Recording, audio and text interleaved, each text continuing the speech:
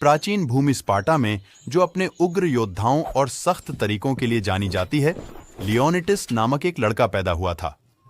वह शुरू से ही कोई साधारण बच्चा नहीं था। यह स्पष्ट था कि वह राजा बनने के लिए नियत था, लेकिन स्पार्टा में यहां तक कि भविष्य के राजाओं को भी अपनी ताकत और साहस साबित करना पड़ता था।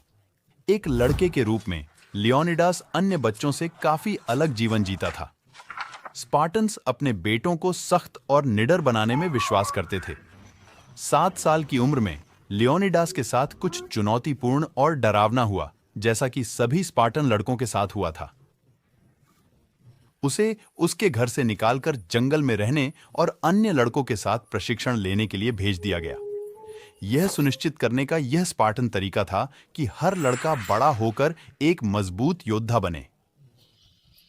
लियोनिडास को जंगल में कम भोजन और घर से किसी भी सुख सुविधा के बिना जीवित रहना सीखना पड़ा।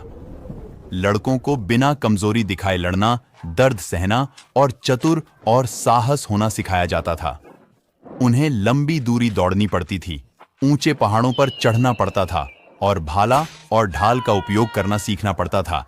एक ठंडी रात में कुछ ऐसा हुआ जिसने लियोनिडास को हमेशा के लिए एक सच्चे स्पार्टन के रूप में चिह्नित कर दिया। जब वह जंगल में था, भेड़ियों के एक झुंड ने हमला कर दिया। अन्य लड़के डर गए थे, लेकिन लियोनिडास अपनी जमीन पर खड़ा रहा।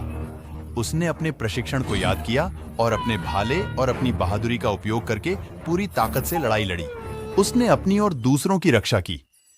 इस रात ने सभी को दिखा दिया कि लियोनिडास न केवल बहादुर था, बल्कि एक नेता भी था।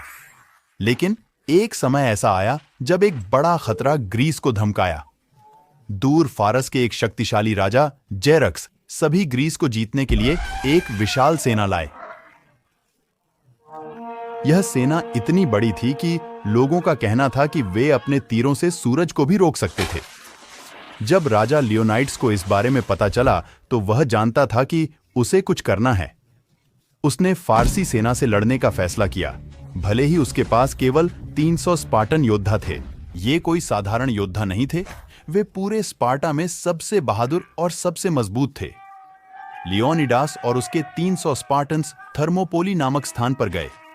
यह पहाड़ों और समुद्र के बीच एक संकरा रास्ता था और यह एक छोटी सेना के लिए एक बड़े सेना से लड़ने के लिए एक आदर्श स्थान था। स्पार्टन्स अपनी लड़ाई के तरीके के लिए प्रसिद्ध थे। अपनी ढालों और भालों के साथ मिलकर खड़े होकर अपनी भूमि की रक्षा करने के लिए तैयार थे।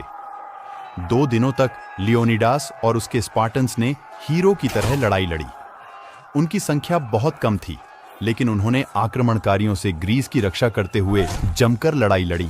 दुख की बात है कि एक यूनानी गद्दार ने फारसियों को स्पार्टन्स के पीछे जाने का रास्ता दिखा दिया। तब भी जब वे घिरे हुए थे, लियोनिडास और उसके स्पार्टन्स ने बहादुरी से लड़ना जारी रखा। अंत में उन्होंने अपनी मातृभूमि की रक्षा के लिए अपना सर्वस्व त्याग दिया। लियोनिडास और उनके 300 स्पार्टन्स की बहादुरी को भुलाया नहीं गया। उनके बलिदान ने पूरे ग्रीस को एकजुट होकर फारसियों से लड़ने के लिए प्रेरित किया और अंत में थर्मोपोली में लियोनिडास और उनके स्पार्टन्स के साहसी रुख की बदौलत यूनानियों ने युद्ध जीत लिया। देखने के लिए धन्यवाद और सब्सक्राइब करें हमारे अगले एनिमेटेड वीडियो